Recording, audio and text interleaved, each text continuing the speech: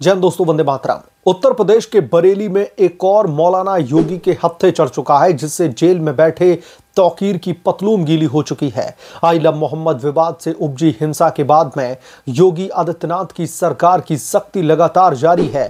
दंगों के मास्टरमाइंड मौलाना तौकीर रजा के करीबियों पर एक के बाद एक कार्रवाई हो रही है और अब निशाने पर है मौलाना तौकीर रजा खान का सबसे करीबी मौलाना फरत खान। बताया जाता है कि फरत के फाइक एनक्लेव स्थित 3 मंजिला मकान को बरेली विकास प्राधिकरण ने सील कर दिया है और यह मकान 120 वर्ग मीटर के प्लॉट पर बिना किसी अनुमति के बनाया गया था, जो पूरी तरीके से अवैध है। फरत खान इत्तेहाद मिल्लत काउंसिल का पूर्व जिला अध्यक्ष भी रह चुका है। हिंसा भड़काने और तौकीर रजा को शरण देने के आरोप में उसे और उसके बेटे फरहान को पहले से ही जेल भेजा जा चुका है। तौकीर रजा को दोस्तों इसी घर से गिरफ्तार किया गया था और अब इसे सरकार ने सील करने का फरमान जारी कर दिया है और अब बुलडोजर की गर्जना भी सुनाई देगी। यानी कि जहां पर तौकीर छिपा था, अब उस जगह को भी डेमोलिश किया जाएगा। फरत की पत्नी खुशनसीब को मकान खाली कराने का नोटिस दिया गया है, जबकि उसकी बेटियों ने जिलाधिकारी से घर बचाने की गुहार लगाई है, लेकिन प्रशासन ने कोई भी रियायत नहीं दी। फरत के भाई आरिफ और भाभी आसिफा के नाम पर बना करोड़ों रुपए का होटल स्काईलार्क भी दोस्तों चिन्हित किया गया है और उस पर भी योगी का हंटर चलने वाला है। बहुत ही जल्द इस पर भी बुलडोजर चलेगा। योगी सरकार का संदेश साफ है कि दंगा करने वाले या फिर उसे शरण देने वाले किसी को भी बख्शा नहीं जाएगा। याद रहे कि तौकीर फरत के इसी घर पर छिपा था। बरेली में अब तक 100 से ज्यादा संपत्तियों को चिन्हित किया जा चुका है, जिन पर कार्रवाई की तैयारी चल रही है। इनमें से दोस्तों कई मौलाना तौकीर रजा के करीबियों की प्रॉपर्टी है। जेल में बंद मौलाना तौकीर रजा की हालत खराब हो चुकी है। 43 साल के बाद में पहली बार उसे इतनी लंबी जेल काटनी पड़ी है, क्योंकि पहले तो उसके आकाओं की सरकार हुआ करती थी और अब ये न्यायिक हिरासत में है। उसके समर्थक कोर्ट में गिड़गिड़ा रहे हैं, लेकिन राहत नहीं मिल रही। प्रशासन की नजर अब तौकीर के बाकी करीबी गुर्गों पर है।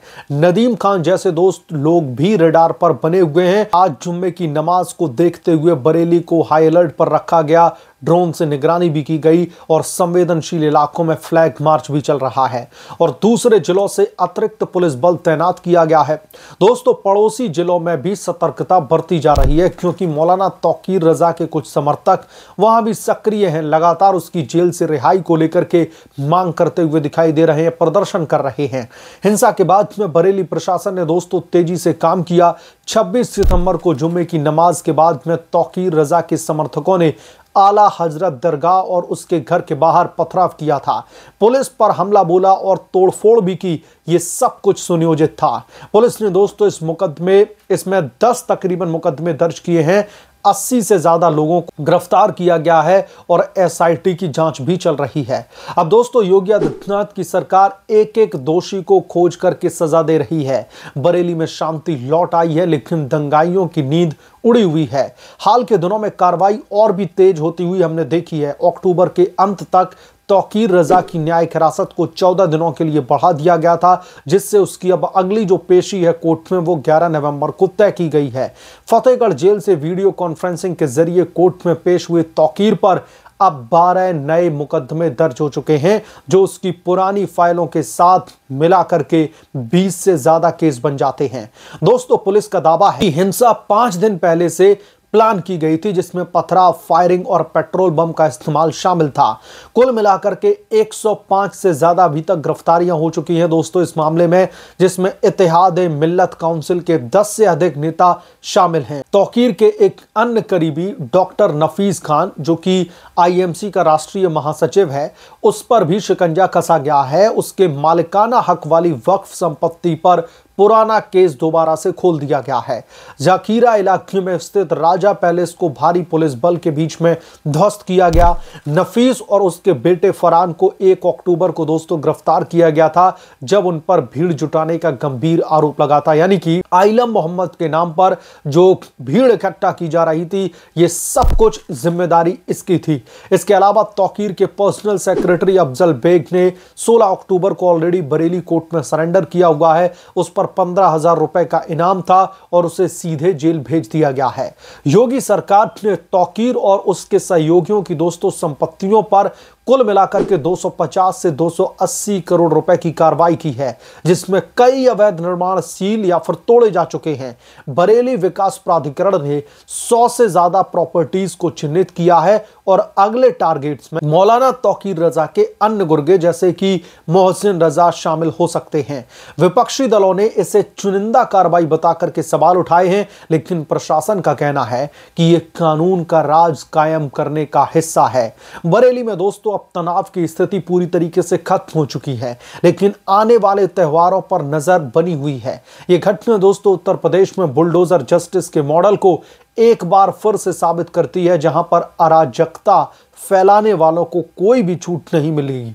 दोस्तों यहां पर समझने वाली बात यह भी है कि मौलाना तौकीर रजा खान जिस तरीके से जेल में तड़फड़ा रहा है, अपने वकीलों को कोडवर्ड के जरिए जो भी उससे लोग मिलने के लिए आते हैं उनसे संदेश पहुंचाता है कि कैसे भी करके विक्टिम कार्ड भले ही क्यों ना प्ले करना पड़े, लेकिन जल्दी से जल्दी उसे जेल से बाहर निकलवाया जाए। और इस बाबत एक अपडेट यह भी है कि मौलाना तौकीर रजा के जो वकील हैं वो इलाहाबाद हाई कोर्ट में एक बार फिर से अपील करने वाले हैं तौकीर की जमानत को लेकर के, और वही तमाम दलीलें कि तौकीर को पॉलिटिकल वेंडेटा के तहत जो है गिरफ्तार किया गया है।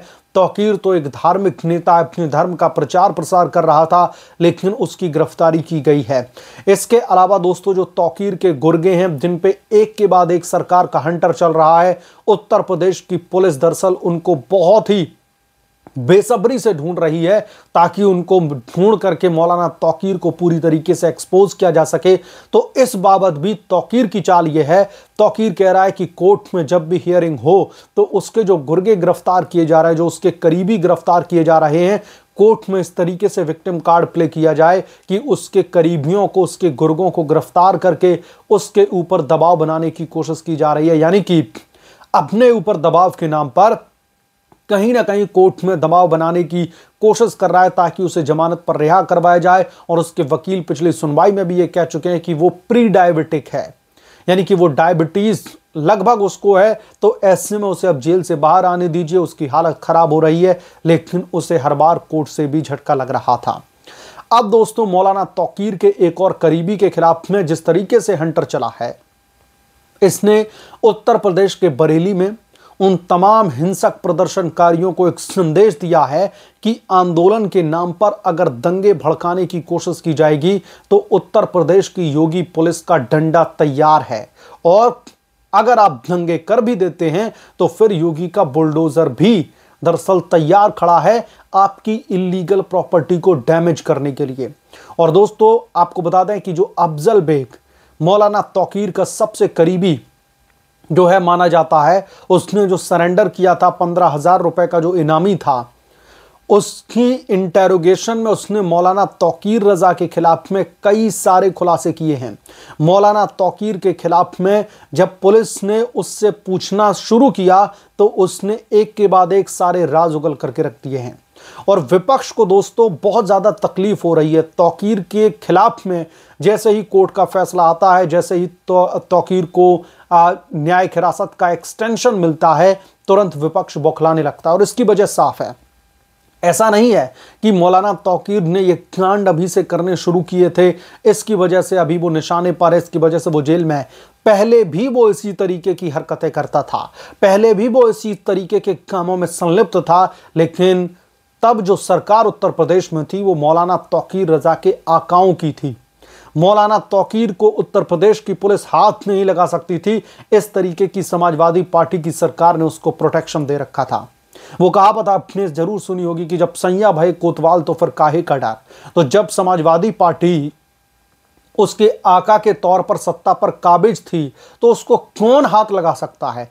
किस माई के लाल पुलिस वाले में हिम्मत है जो तौकीर को गिरफ्तार कर सकता था? लेकिन अब उत्तर प्रदेश के बरेली में आइलम मोहम्मद के नाम पर हिंसा की साजिश रचने के मामले में तौकीर बिल में छिप करके बैठा हुआ था। तौकीर को बिल से ढूंढ करके लाई है उत्तर प्रदेश की पुलिस, और अभी वो सलाखों के पीछे तड़फड़ा रहा है, जेल से बाहर आने के लिए बेताब है। लेकिन योगी का कानूनी हंटर है कि रुकने का नाम नहीं ले रहा। उसे लगा होगा कि उसकी गिरफ्तारी हो चुकी, अब शायद चीजें जो है थम जाए, लेकिन मौलाना तौकीर को यह पता नहीं था कि योगी के कब्जे में एक बार जो आता है, दरअसल योगी सिर्फ उसका इलाज नहीं करता, बल्कि वो कोड़ कहां से निकल करके आया है, वो बीमारी कहां से उपजी है, उस हद तक जाकर के उसका इलाज किया जाता है। और यही अब बरेली हिंसा कांड में होता दिख रहा है। बहरहाल इस मामले को लेकर के आप क्या सोचते हैं, आपकी क्या राय है, कमेंट करके जरूर बताएं। जल्द मिलूंगा किस दूसरे बड़े अपडेट के साथ में, तब तक के लिए धन्यवाद। अगर आप लोग चैनल पर नए हैं तो प्लीज चैनल को सब्सक्राइब कर लें, साइड बने बेल आइकन को जरूर प्रेस करें, ताकि जब भी मैं कोई बड़ी खबर लेकर के आऊं, कोई बड़ा अपडेट लेकर के आऊं, तो इसकी जानकारी नोटिफिकेशन के जरिए सबसे पहले आपको मिले।